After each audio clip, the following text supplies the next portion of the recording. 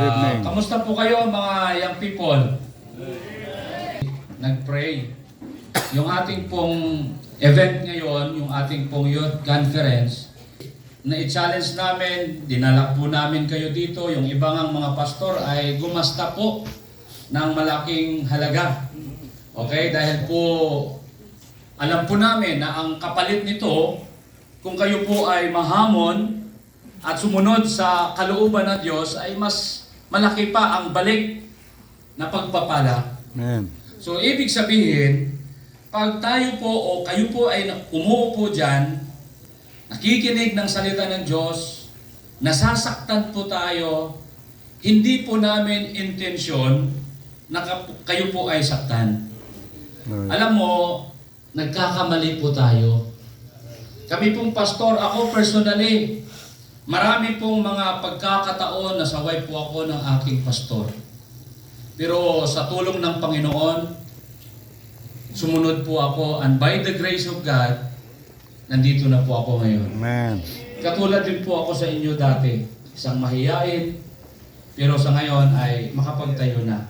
And I believe, bawat isa po sa atin ay pwede pong magamit ng Diyos. Amen. Right. Sana ang pagpunta mo dito ay hindi lang parang ma-enjoy mo para sa atin. So sa gabing ito, ako po ay nagpapasalamat tayo, no? Bible School. Amen. Simula sa preaching ni Pastor Joshua, si Pastor Sean, at saka yung ating final speaker, Pastor Daniel, ay talagang sapat na yan. Okay, para tayo ay sumunod at magbago na yung ating buhay. Mabuti. Amen. Alam ko na pagod po tayo, pero email ka. 1 hour sa email ay talagang napakaiksing oras. Right. 3 hours or 5 hours. Napakaikli yan. Pero sa pagpakinig ng Diyos, sa salita ng Panginoon, parang mahaba na. Pero nais ko po na ang bawat isa ay makinig po tayo ng mabuti. Amen. Namnamin unto my path. Ito po ay nagpapahayag ng salita ng Diyos. Okay? Yung love ay it represent the Word of God. Not unto thine own understanding. So, nais kong bigyan ng titulo yung ating pong mensahe ngayon. Yung titulo po ay Dream Guided by the Word of God. Amen. Tayo po ay mangarap Amen. at gabay dapat natin ang salita ng Diyos. Most precious Heavenly Father, Lord, we praise you and we thank you, Father God, for what you have done today. Thank you, Lord God, for the 3 messages na amin pong napakinggan. Malaking hamon po, Panginoon, yun sa amin. Yes, nasaktan po kami. Pero Lord, yun po ay totoo.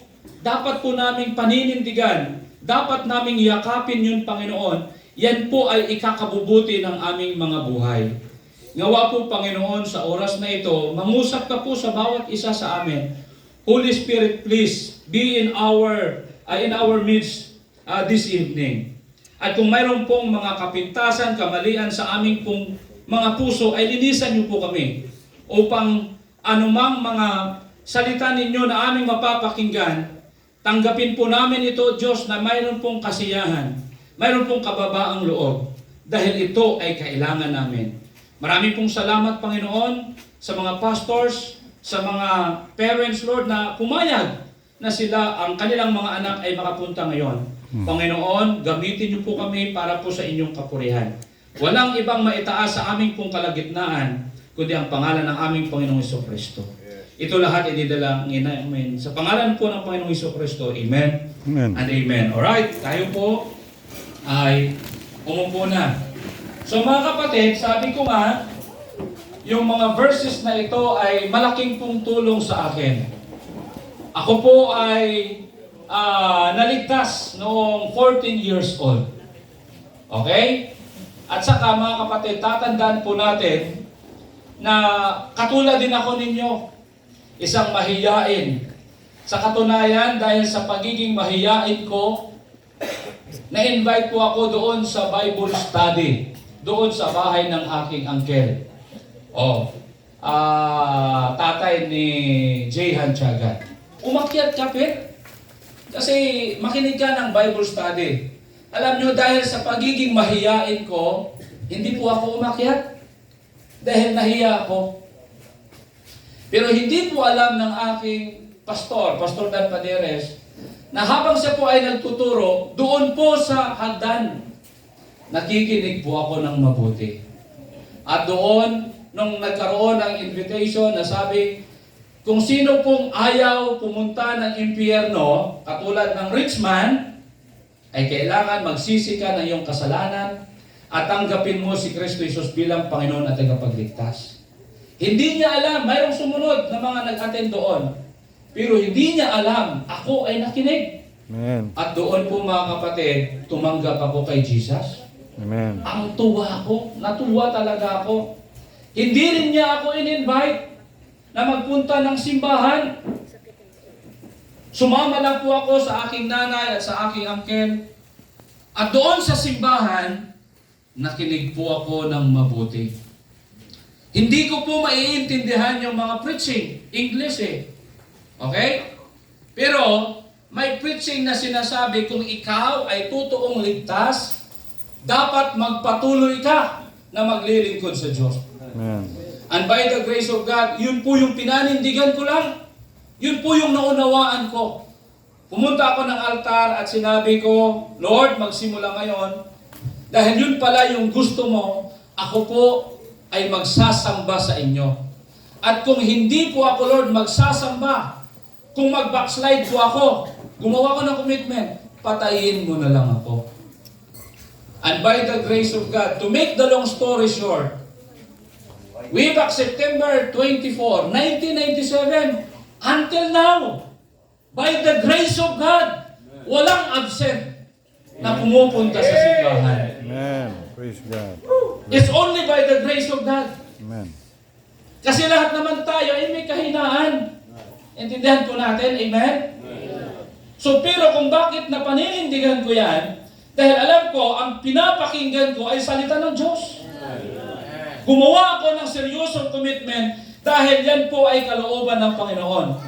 Nais kong sabihin sa inyo na sana sa ating pong pagpakinig ngayon sa ating camp, maraming mensahe na ating pong pinapakinggan, ay sana gagawa tayo ng commitment na ako po ay maglilingkod sa Panginoon. Amen? Amen. Okay? For 20 years na pinagpipray ko yung aking tatay na maligtas para mauunawaan niya yung aking ginagawa. Mauunawaan niya yung aking pagsunod sa Diyos. For 20 years, may nangyari.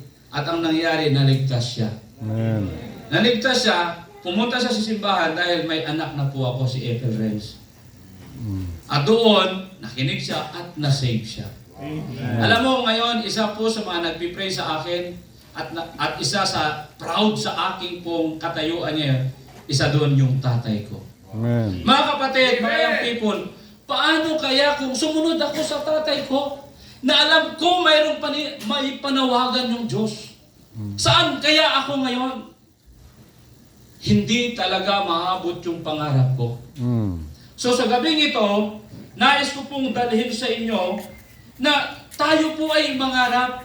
Amen. At sa ating pong mga pangarap, kailangan siguraduhin po natin na ang salita ng Diyos, yun yung magiging gabay natin.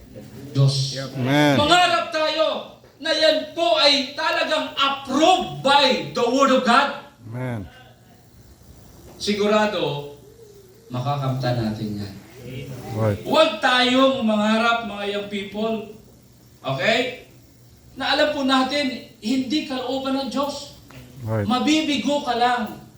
Katulad sabi ni James, you ask amiss.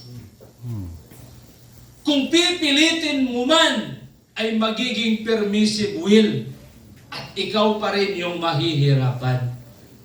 So, be sure na yung pangarap po natin, approved by the will of God. Approved by the Word of God. Right. Amen? Amen. Okay. Right. Pero mga kapatid, kung yun po ay nangyayari sa iba, sana sa mga Bible-believing Baptist Christian, Right. hindi dapat mangyari sa atin. Amen. Dapat tayo po yung magiging ilaw sa mundong ito. Amen. Hindi dapat tayo yung naging dahilan para po yung ating simbahan ay mapahiya. Mapahiya yung pastor. Can you imagine, pinagpipray ka, tapos yung testimony, kirikiraan ka, 11 years old, 13 years old, gusto mo nang may boyfriend? Tama yan. Wala ka sa tamang katinuan. Ang gagawin mo, okay, manalangin, magbasa palagi ng Bible. Amen. Kailangan nabasa mo yung Genesis to Revelation. Amen. Oh. Amen. At Good. kung pwede ka lang, i-memorize mo from Genesis to Revelation. Sabi ko, simple naman yan, Pastor Joyce, no? Oh. Ito pa, kondisyon ka na dapat, okay, magkaroon ako ng gwapo na magiging life partner. Kasi Amen. nasa edad ka ng tama eh. Right. Oh. Amen. Gwapo yung pinapangarap mo, pero macho ka naman. Naintindihan ninyo? Katinuan. Right. Dapat magbago yung buhay. Amen? Sabi ng aking friend, di ko na sasabihin. Sabi niya, kayo mga young people na babae, mag-ingat kayo at sana huwag agad maniwala sa mga gwapo. Oh, kasi kung maniwala ka sa mga gwapo, yung mga gwapo ngayon delikado na. Bakit? Kung mag-ihi, nakapungko. Oh, alam na natin yan. Hindi, ipag-pray mo na magkaroon ng himala. Amen? Oh, pray. Huwag ibigin na tunay. Pangit na yan eh, di ba? Joke lang. Okay, manalangin, malay mo magkahimala. Nang paningin mo sa kanya ay parang Richard Gomez, di ba? Oh. May panga. So mga kapatid, yun po ay talagang totoo po yan. May panga. Okay? Kung kay Pastor Joyce pa, dapat hindi ka Panga. magpadala sa may panga. Oh, katulad ka ni Derek Ramsey, May pangahan. Okay? Sus natin, at yun ay salita ng Diyos. Dapat guided po tayo ng salita ng Diyos. Amen. Sigurado, Navigated. walang pasaway at walang disobedience na anak sa kanyang mga magulang. Right. Bakit? Ang Bible, prinsipyo ng Bible, children, obey your parents in the Lord, for this is right. Mga kapatid, if we are immersed, navigated, guided by the Word of God, sigurado, wala pong nag-a-absent sa simbahan, and that they might have it more abundantly. Amen. So, ibig sabihin, nais ng Panginoon na talagang magtatagumpay po tayo. Okay? Hindi po tayo mamumuhay. Bagkos dapat mamuhay po tayo by the grace of God. Alam mo kung bakit yan nangyayari? Hindi sinusunod yung salita ng Diyos.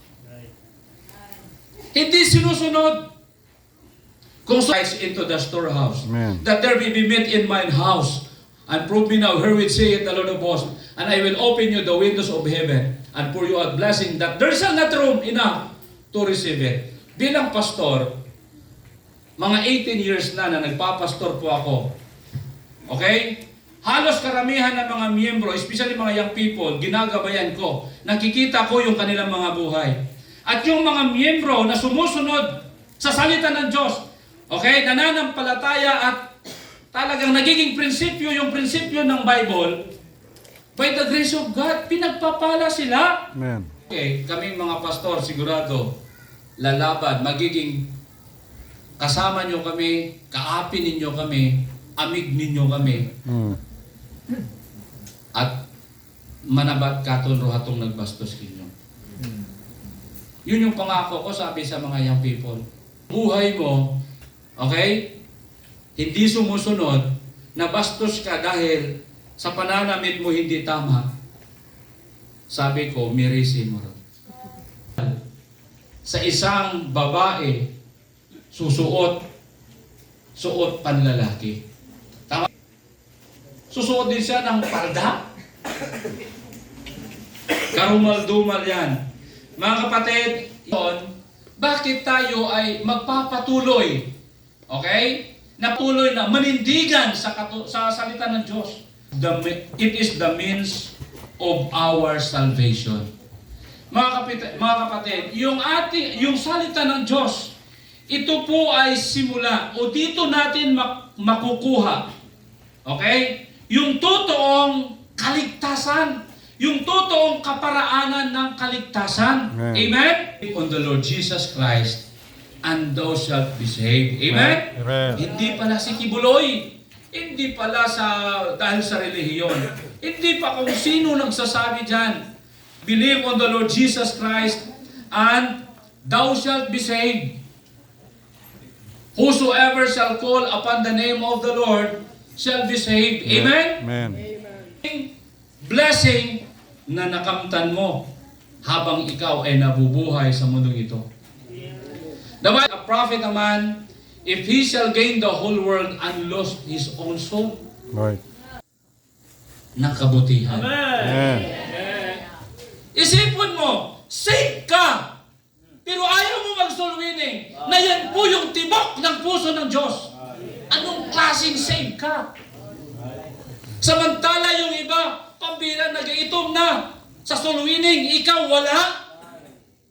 Na-save ka. Save ka, tapos ang tagal mo nang umaatin sa youth camp, tinitira ka sa preaching, nasasaktan ka when it comes sa pananamit. Pag uwi mo, ganun ka pa rin. Sarili mo. Ikaw yung kawawa. Pag mag-rapture, iiwan ka. Oh. Kung makaabot. Kung makaabot. Kung mag-rapture, kawawa ka. Pero ngayon mga kapatid, kung safe ka, maglingkod sa Diyos. Amen. Nais kong nandyan yung salita ng Diyos. Aking mga kaibigan, okay lang. Bakit? Save na ako eh. Ating gabay para tayo ay save ang buhay. Salita ng Diyos, yung ating pamumuhay, hindi ka na save. For instruction in righteousness. Huwag kang mamangha mga kapatid. Okay? Na ang salita ng Diyos ay masakit. Mahal namin kayo eh. Pinagpipray namin kayo. Binibisitahan namin kayo every Saturday. Tapos, sasaktan lang namin kayo. Kaya, walang young people dapat na makapagsabi, parang trip ako ni Pastor ngayon na titirahin na. Wala. Pastor. Ayaw ni Pastor na mapapahamak yung buhay. Right. Yan po yung profitable po for reproof. Okay? It teaches how to do what is right. Yun po yung tinatawag profitable for correction. It teaches how to stay to what is right. Yun yung sinasabi, instruction. Amen. Masakit talaga. Pero kung susundin po natin, hindi ka nawawala sa right life. Result. Ano po yung magiging resulta? Produces through maturity. Ito po ay magpuprodusar ng totoong maturidad. Right. Okay? Kung sang kirela nga ni asaway ni Pastor, nagsunggod ka, immature. Ginagawa sa gawain ng Diyos. Wala kang kapasidad. Wala kang perseverance when it comes sa gawain ng Diyos. Saan? Bata ka pa naman. Wala kang ginagawa. Sasabihin mo, ito na lang, 5 pesos. Okay? Nagtatrabaho sa bahay, sumusunod sa magulang, okay na siya. Hihingi siya. Ma, o tay, nay, hingi ako ng 1,000. So alam ng magulang, yung 1,000, kailangan niya to dahil ito yung kanyang pangangailangan. Okay? Automatic na, given na yan. Na ikaw ay dapat pagkatiwalaan ng mga malaking pagpapala. Pero nais ko lang i-correct ha, dapat mag-pray pa rin. Alright? Amen? Amen. Madidestroy yung buhay kung kulang ka sa salita ng Diyos. Katuruan na parang bago na. Sabi nga, kanina, dividing, no? Sabi to, mayroon ng dividing the word of truth. So sabi ko nga, dahil na-divide na yan, kulang na yung katotohanan, tama? Dinivide. Kaya sabi ko ni Pastor Daniel, yung simbahan ay talagang na-divide. Divide. So dapat, It's salita ng Diyos, bigyan natin ang ating utak. man. Huwag umuwi na mangmang pa rin sa salita ng Diyos. Right. Ito, gusto ko lang dahil marami pong false prophet, false teachers.